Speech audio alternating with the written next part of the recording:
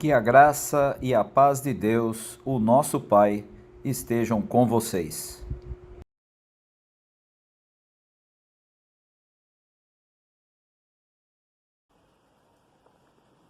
Ó Senhor Deus, Tu me examinas e me conheces. Sabes tudo o que eu faço. De longe conheces todos os meus pensamentos. Tu me vês quando estou trabalhando e quando estou descansando. Tu sabes tudo o que eu faço. Antes mesmo que eu fale, tu já sabes o que vou dizer. Estás em volta de mim por todos os lados e me proteges com o teu poder. Eu não consigo entender como tu me conheces tão bem. O teu conhecimento é profundo demais para mim. Tu criastes cada parte do meu corpo.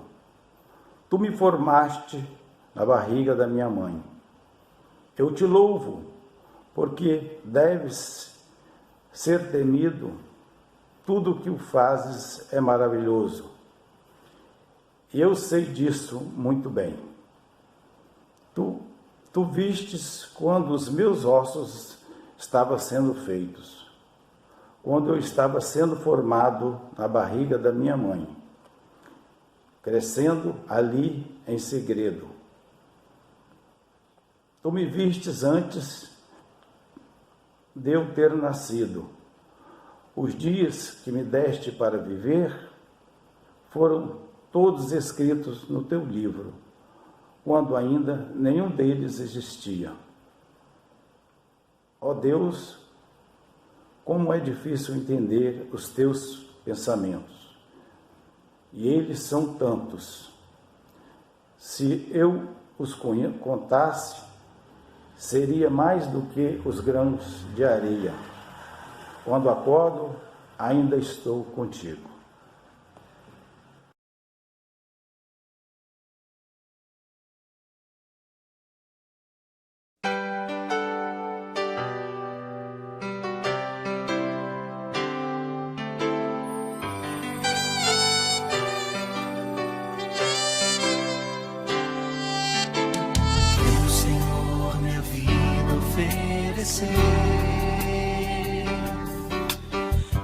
Uma oferta de amor e sacrifício. Quero minha vida a te entregar, como oferta viva em teu altar. Viu, Senhor, minha vida oferecer oferta de amor e sacrifício. Quero minha vida a te entregar, como oferta viva em teu altar. Pois para te adorar foi que eu nasci.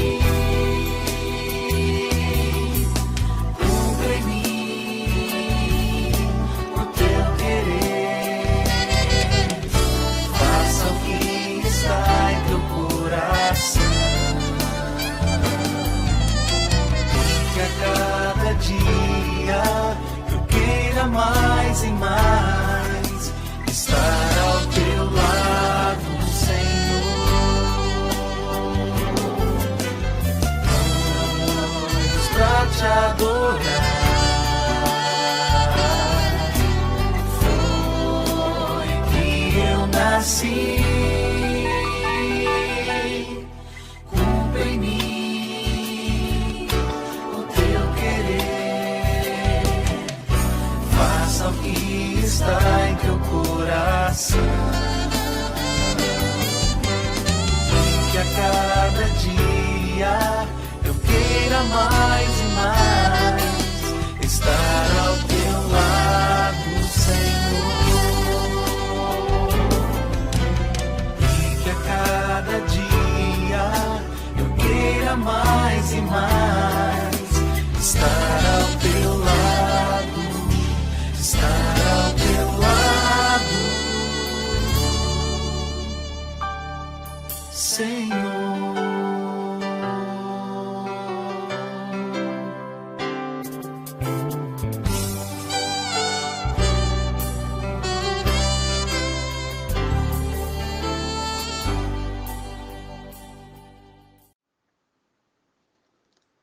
Ó Deus, Tu és infinito, eterno e imutável, glorioso na santidade, abundante em amor e compaixão, cheio da graça e da verdade.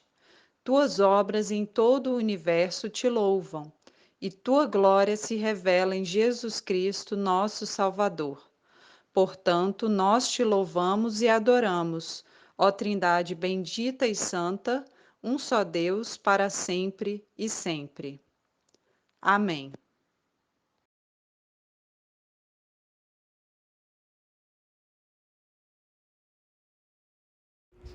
Mas Deus demonstra seu amor por nós.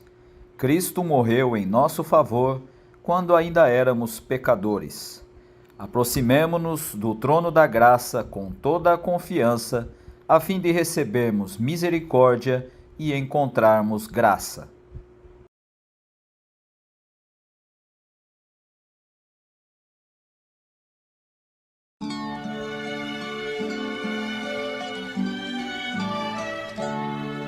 Esperei confiantemente no Senhor, e Ele se inclinou para mim, e me ouviu quando clamei por socorro, e me ouviu quando clamei por socorro, e me pôs nos lábios uma nova canção, um hino de louvor ao nosso Deus. Muitos verão estas coisas com temor e confiando no Senhor.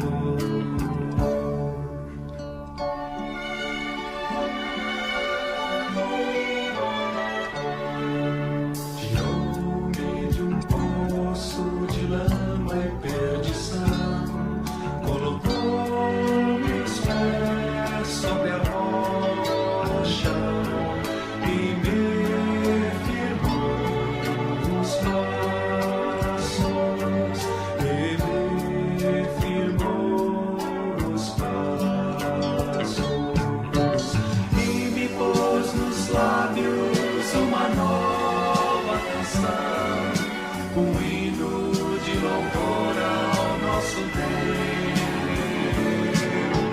Muitos verão estas coisas com temor e confiando no Senhor.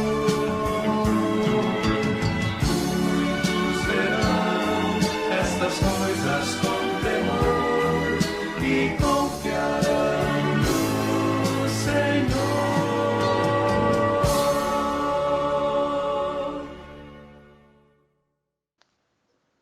Deus de misericórdia, confessamos que temos pecado contra Ti por pensamentos, palavras e atos. Não temos Te amado de todo o nosso coração, mente e força. Não temos amado nosso próximo como a nós mesmos. Na Tua misericórdia, perdoa-nos pelo que temos sido. Ajuda-nos a retificar o que somos e guia-nos no que seremos, a fim de podermos nos alegrar na Tua vontade e andar nos Teus caminhos, para a glória do Teu santo nome, por Jesus Cristo nós te pedimos. Amém.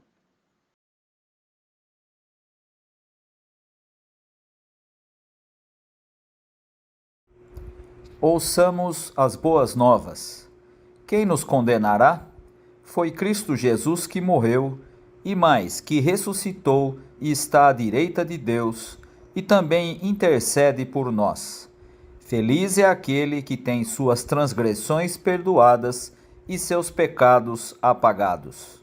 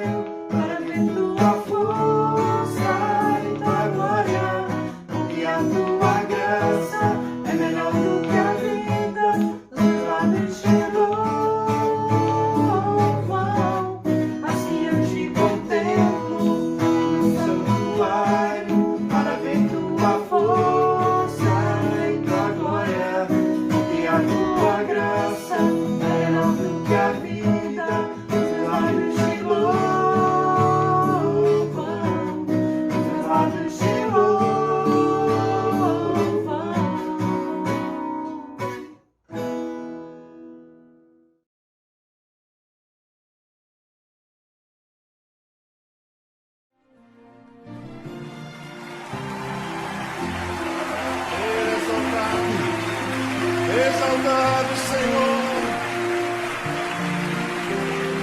Ele é exaltado, o Rei é exaltado nos céus. Eu louvarei, Ele é exaltado, para sempre exaltado o seu nome. Louvarei.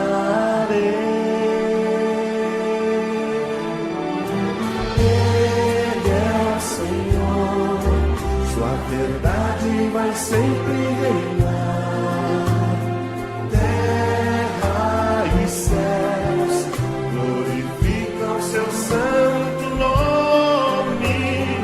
Ele é exaltado, o Rei é exaltado nos céus. Ele é exaltado, o Rei é exaltado nos céus. Eu louvarei, Ele é exaltado, para sempre exaltado seu nome. Louvarei.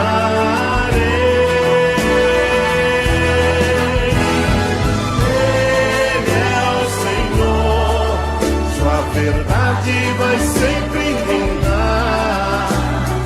Terra e céus glorificam seu santo nome. Ele é exaltado, o Rei é exaltado.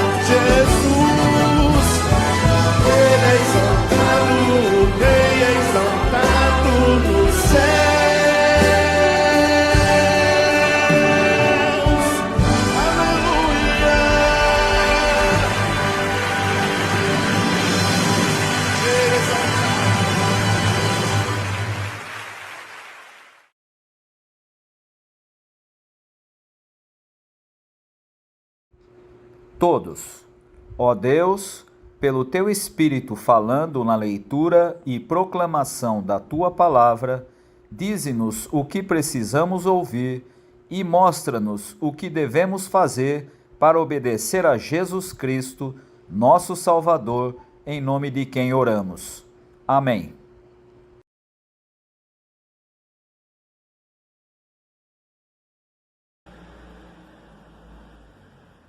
Samuel ainda era menino e ajudava Eli na adoração a Deus, o Senhor.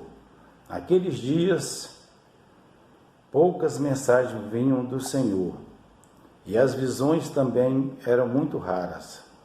Certa noite, Eli, já quase cego, estava dormindo no seu quarto. Samuel dormia na tenda sagrada, onde ficava a arca da aliança, e a lâmpada de Deus ainda estava acesa. Então o Senhor Deus chamou: Samuel, Samuel. Estou aqui, respondeu ele. Então correu para onde ele estava e disse: O Senhor me chamou? Estou aqui. Mas ele respondeu: Eu não chamei você. Volte para a cama. E Samuel voltou. Então o Senhor Deus tornou a chamar Samuel. O menino se levantou, foi onde estava Eli e disse: O Senhor me chamou? Estou aqui. Mas Eli tornou a responder: Eu não chamei você. Filho, volte para a cama. Samuel não conhecia o Senhor, pois o Senhor ainda não havia falado com ele. Aí o Senhor chamou Samuel pela terceira vez. Ele se levantou, foi onde Eli estava e disse: O Senhor me chamou? Estou aqui. Então Eli compreendeu que era o Senhor que estava chamando o menino, e ordenou: Volte para a cama. E se ele chamar você outra vez, diga: Fala, ó Senhor, pois o teu servo está escutando. E Samuel voltou para a cama. Então o Senhor veio e ficou ali, e como havia feito antes, disse: Samuel, Samuel. Fala, pois o teu servo está escutando. Respondeu Samuel.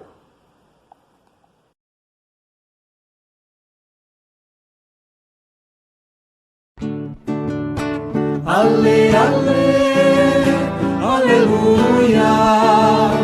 Ale, ale, aleluia. Ale, ale, aleluia, ale, aleluia.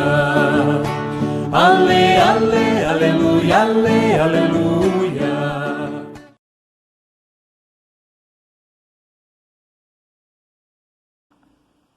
Pois nós não anunciamos a nós mesmos.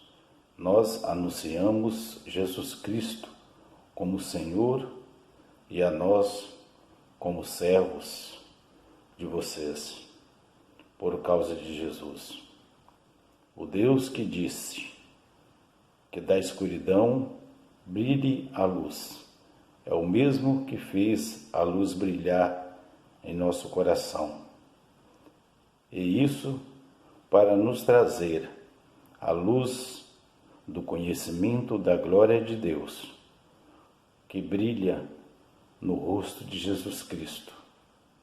Porém, nós que temos esse tesouro espiritual, somos como potes de barro, para que fique claro que o poder supremo pertence a Deus e não a nós. Muitas vezes ficamos aflitos, mas não somos derrotados. Algumas vezes ficamos em dúvida, mas nunca ficamos desesperados. Temos muitos inimigos, mas nunca nos falta um amigo. Às vezes somos gravemente feridos, mas não somos destruídos. Levamos sempre no nosso corpo mortal a morte de Jesus, para que também a vida dele seja vista no nosso corpo. Durante a vida inteira, estamos sempre em perigo de morte por causa de Jesus, para que a vida dele seja vista nesse nosso corpo mortal, de modo que a morte está agindo em nós e a vida está agindo em vocês.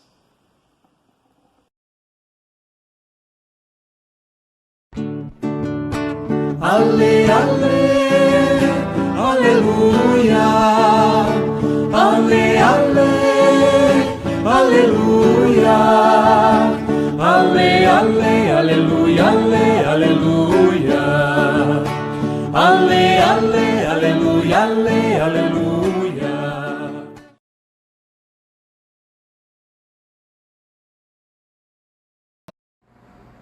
Num sábado, Jesus e os seus discípulos estavam atravessando uma plantação de trigo.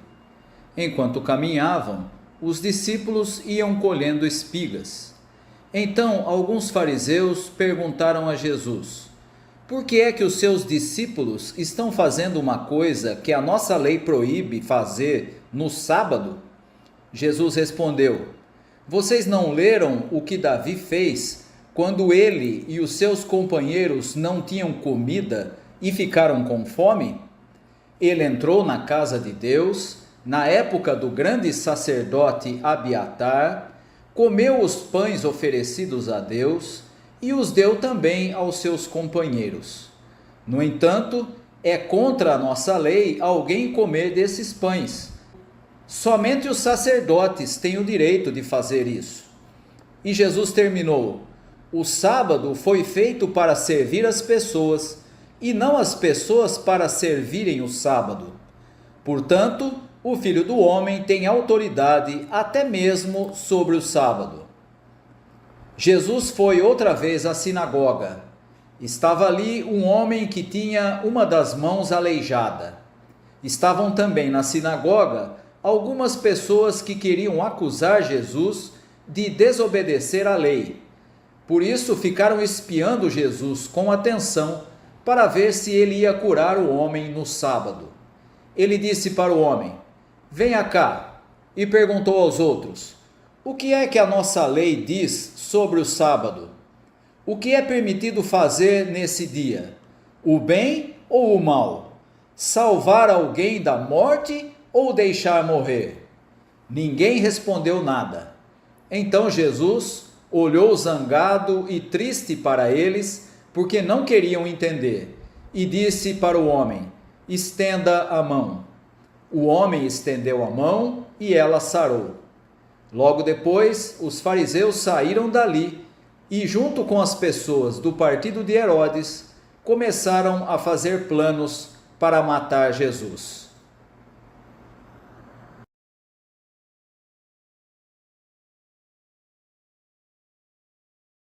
O povo judeu respeitava e até hoje respeita o sábado como um dia de descanso semanal.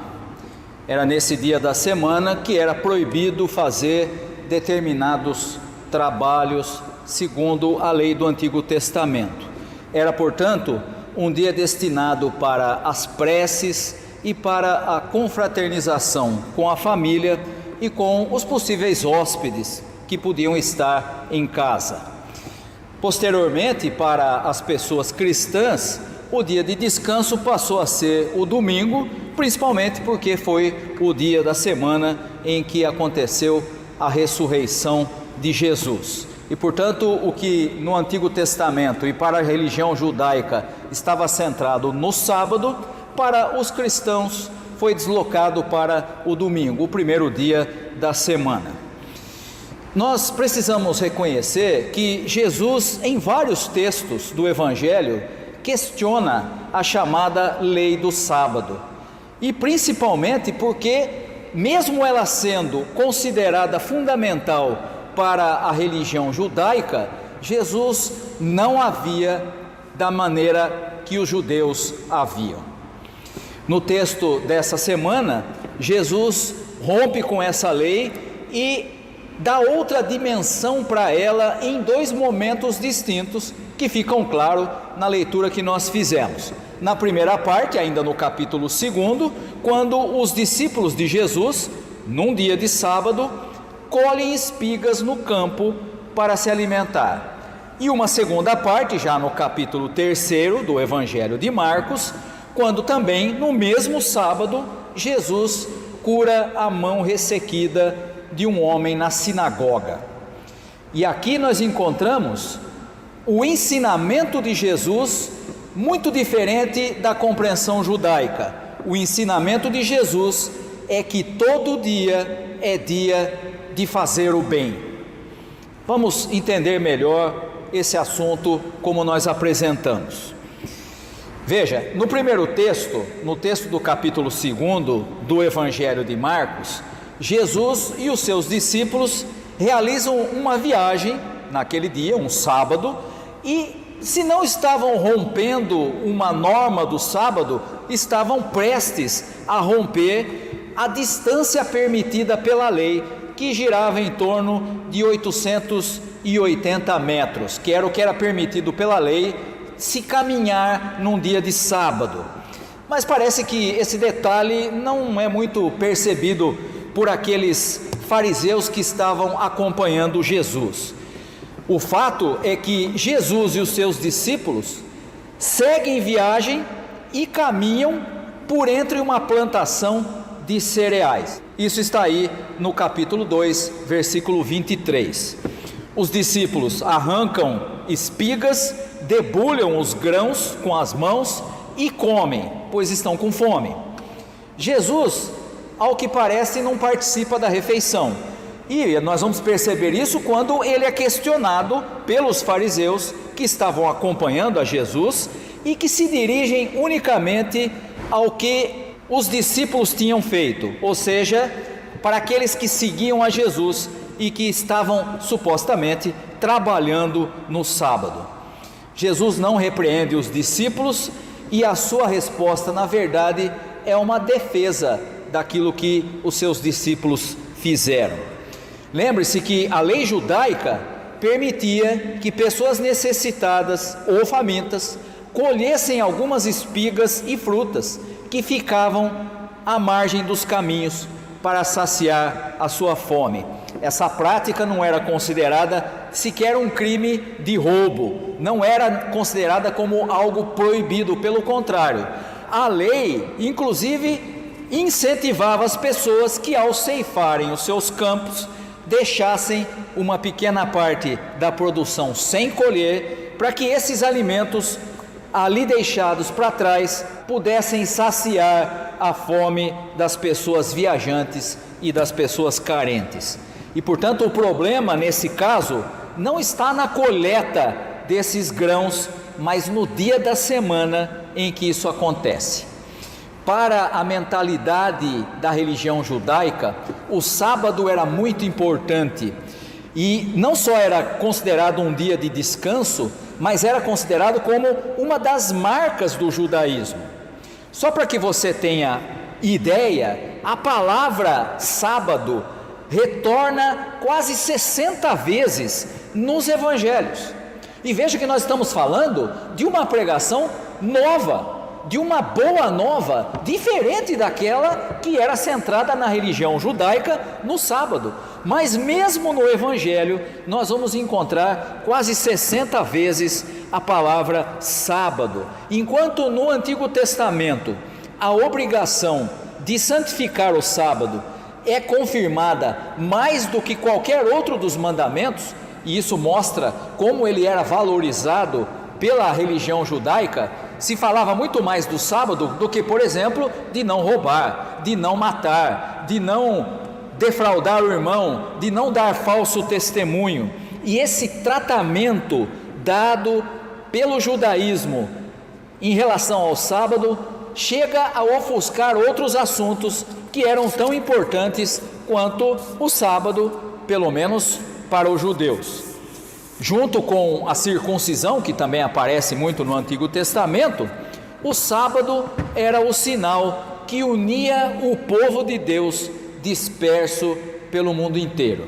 Isso vai acontecer de uma forma muito interessante quando Israel vai para o exílio babilônico e fica tempo fora da terra prometida. A celebração do sábado, a preservação da celebração daquela festa toda semana, era quase que uma marca registrada daquele povo para dizer: nós estamos longe da nossa casa, nós estamos longe da terra prometida, mas nós continuamos sendo o povo de Deus. E a marca disso é a celebração conjunta do sábado, a preservação do dia de descanso para celebrar a Deus. Na época de Jesus, a violação intencional da lei do sábado era considerada como um crime, e havia até uma lista extensa de atividades que não deviam ser feitas nesse dia. Entre elas, por exemplo, a colheita e o preparo de alimentos. E, portanto, debulhar espigas, que era o que os discípulos estavam fazendo, era considerado como preparação de alimentos. O texto nos mostra que os fariseus espionam Jesus e espionam os seus discípulos e estão procurando aproveitar qualquer oportunidade para questionar e para criticar as ações e os ensinamentos de Jesus. E nessa atitude dos fariseus, nós encontramos um paralelo muito interessante com o que acontece nos nossos dias. Hoje nós encontramos esse mesmo comportamento em cristãos que nós chamamos de cristãos moralistas do nosso tempo. Há cristãos hoje, há pessoas que se identificam como seguidores de Jesus e que fazem exatamente a mesma coisa que os fariseus. Estão o tempo todo atentos ao que as outras pessoas fazem para apontar os dedos e dizer: e eles estão errados, eles estão desobedecendo a Deus. Muito interessante quando nós pensamos que seguidores de Jesus, que aqui, ao exemplo do que acontece com os discípulos, eram criticados por gente desse tipo, e hoje nós encontramos entre pessoas que se identificam como seguidoras de Jesus, alguns que fazem exatamente a mesma coisa que os fariseus faziam na época de Jesus. E o que eles questionavam a Jesus? Eles perguntam: por que é que os seus discípulos estão fazendo uma coisa que a nossa lei proíbe de fazer no sábado? E Jesus responde citando uma passagem lá do Antigo Testamento, de 1 Samuel, capítulo 21, na qual o rei Davi e os seus companheiros, por estarem famintos, entraram no santuário de Nobe e comeram os pães consagrados. E aqui nós encontramos uma forma muito interessante de Jesus responder ao questionamento daqueles fariseus. Jesus coloca como personagem alguém que era muito valorizado pelos judeus, a figura de Davi, o rei mais valorizado na história de Israel, a ponto de até hoje você ter na bandeira de Israel a estrela de Davi. E então Jesus diz: olha, Davi, aquele a quem vocês valorizam tanto, num sábado fez exatamente a mesma coisa. Comeu aquilo que deveria ser consagrado a Deus. E aí então nós encontramos a expressão de Jesus, que é muito interessante e muito importante para as nossas comunidades de hoje. Ele afirma: o sábado foi feito para servir as pessoas e não as pessoas para servirem ao sábado. Essa expressão de Jesus deve nos levar a perceber algo fundamental: as normas religiosas, a valorização de preceitos religiosos jamais pode ser maior do que a vida das pessoas. Por isso a expressão de Jesus, que o sábado foi feito para servir ao homem, ou seja, são as pessoas que são importantes e não as normas. São as pessoas que devem ser valorizadas e não qualquer outra coisa, ainda que seja uma lei dada por Deus. E Jesus ainda afronta mais aqueles fariseus quando ele faz a afirmação dizendo: portanto, o Filho do Homem, ele mesmo, Jesus, tem autoridade até mesmo sobre o sábado. Enquanto para os fariseus a lei e o seu cumprimento era o mais importante, para Jesus as pessoas tinham mais importância. Para os fariseus, as pessoas existiam para cumprir a lei. Para Jesus, as pessoas vêm em primeiro lugar, ou seja, a lei existe com o propósito de ajudar as pessoas e não de escravizá-las.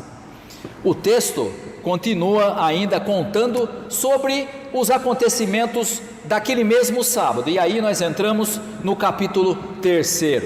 Jesus vai para a sinagoga, onde realiza a cura de um homem com a mão paralisada.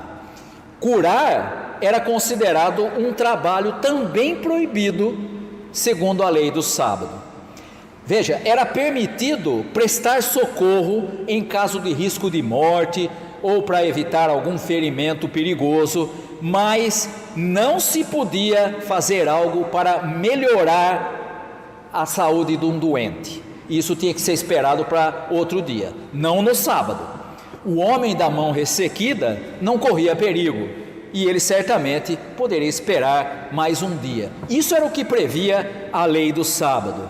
E aí então nós encontramos Jesus apresentando a seguinte questão diante daqueles fariseus que eram seus perseguidores: o que me é permitido fazer no sábado? O bem ou o mal? Salvar alguém da morte ou deixar morrer?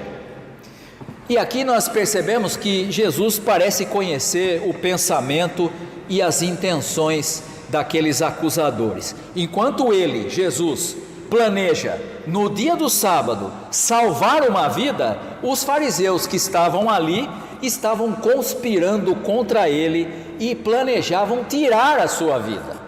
É como se Jesus estivesse dizendo: eu sei o que vocês estão planejando, eu sei o que vocês estão pensando. Quem você acha que está obedecendo a Deus? Vocês que planejam a minha morte, ou eu que estou num dia de sábado salvando uma vida?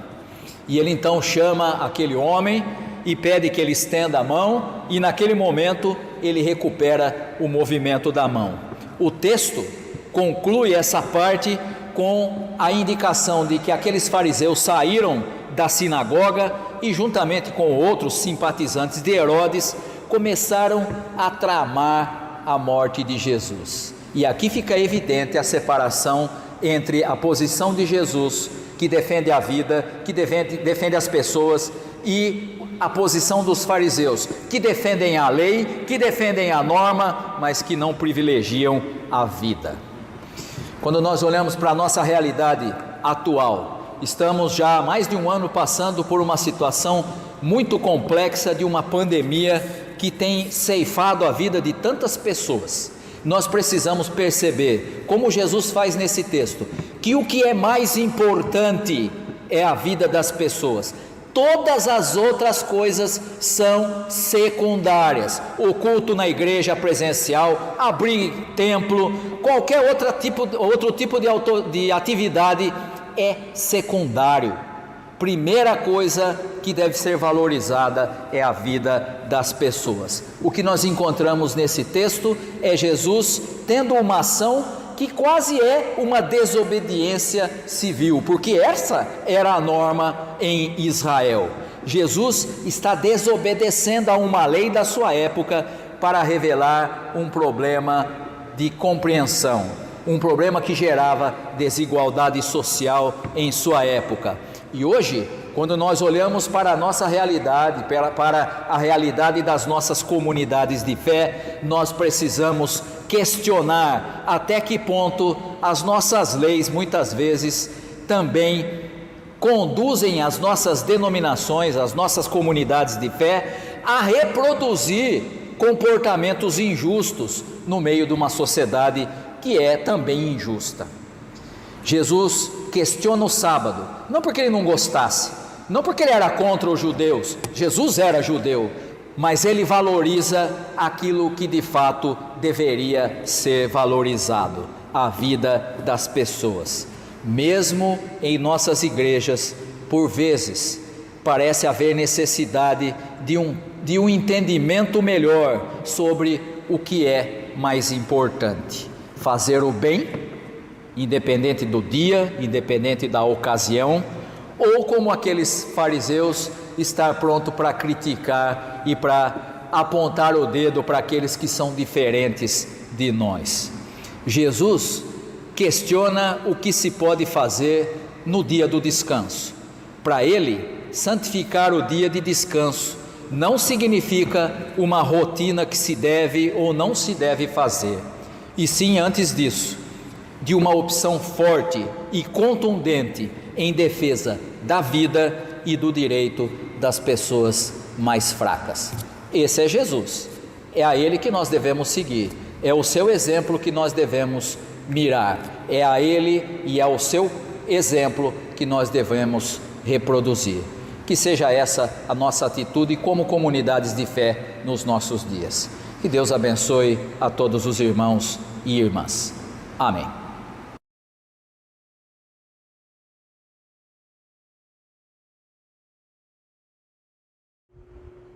Todos cremos em um só Deus, Pai onipotente, Criador do céu e da terra e de todas as coisas visíveis e invisíveis.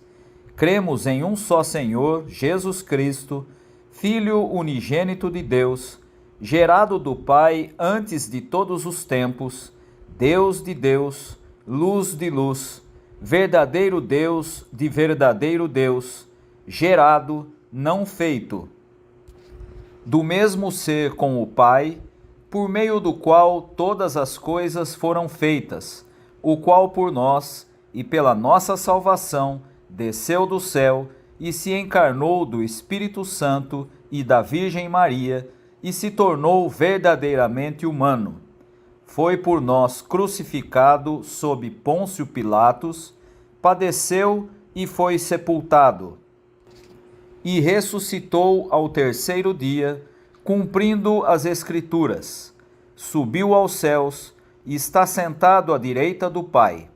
Virá de novo com glória a julgar vivos e mortos, e o seu reino não terá fim. Cremos no Espírito Santo, o Senhor, o doador da vida, o que procede do Pai e do Filho, o qual, juntamente com o Pai e o Filho, é adorado e glorificado, o qual falou através dos profetas. Cremos na Igreja una, santa, cristã e apostólica. Reconhecemos um só batismo para a remissão de pecados. Esperamos a ressurreição dos mortos e a vida do mundo vindouro. Amém.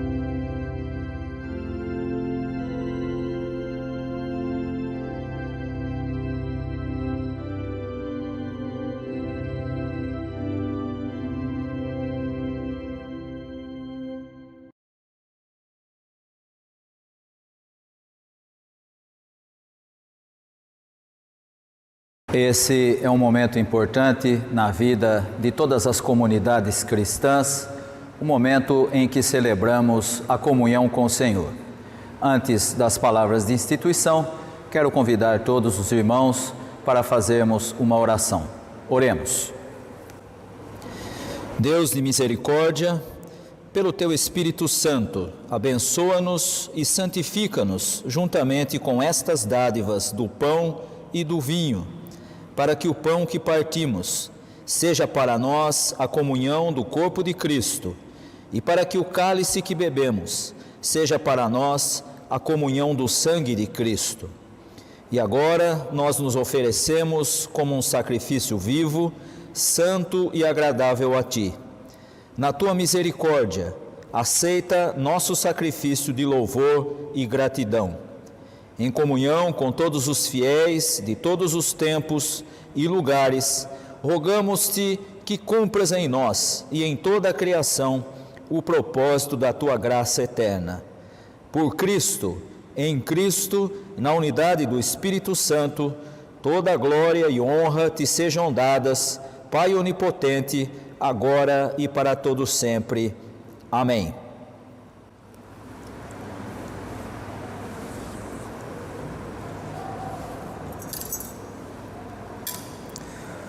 O Senhor Jesus, na noite em que foi traído, tomou o pão e o partiu, como eu faço agora ministrando em seu nome, e o deu aos discípulos, dizendo: isto é o meu corpo, que é dado por vós. Comei dele todos, fazei isto em memória de mim. Por semelhante modo, depois de haver ceado, tomou Jesus o cálice, como eu faço agora ministrando em seu nome, e o deu aos discípulos, dizendo: este cálice é a nova aliança no meu sangue.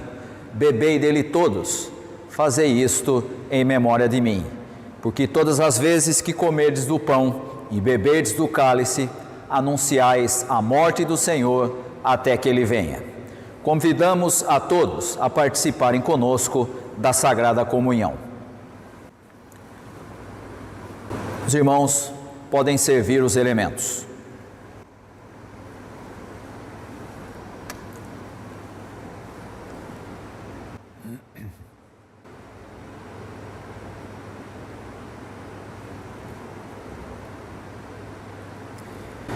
Isto é o meu corpo, que é dado por vós. Comei dele todos, fazei isto em memória de mim. Este cálice é a nova aliança no meu sangue. Bebei dele todos, fazei isto em memória de mim.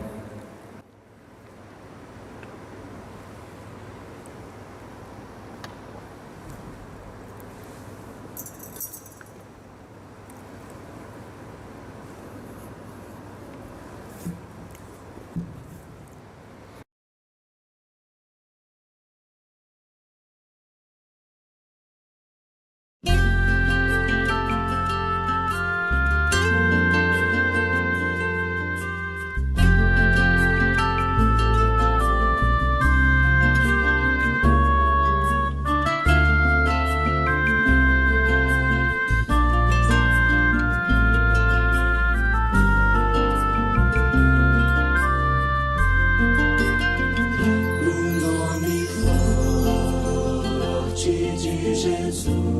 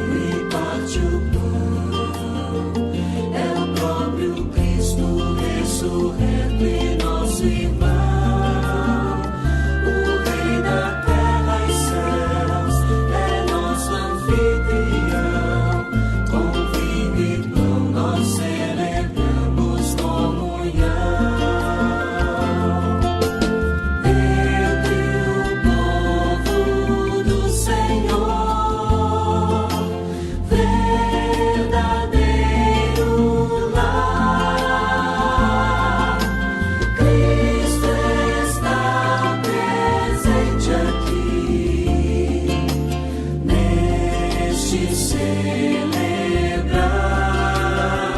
e logo vamos nos reunir no grande encontro preparado que há de vir na glória do Senhor em todo esplendor.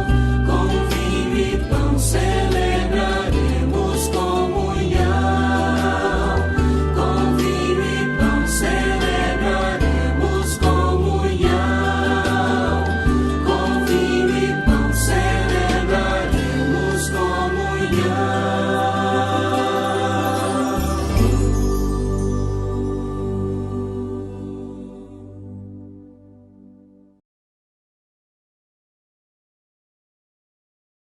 Vamos invocar a bênção de Deus sobre todos. E a graça do nosso Senhor e Salvador Jesus Cristo, o amor de Deus, o nosso Pai, o ensino e as consolações do Espírito Santo, Trindade augusta, excelsa, una e santíssima, esteja convosco, irmãos, hoje e para todos sempre. Amém.